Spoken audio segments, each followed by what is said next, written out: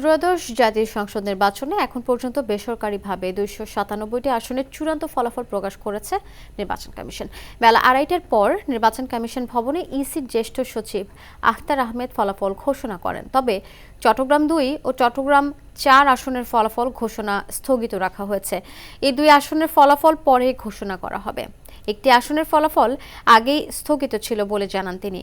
গণভোটে 4,74,429 জন হ্যাঁ এবং 2,25,65,000 জন না ভোট দিয়েছেন বলে জানান ইসি সচিব।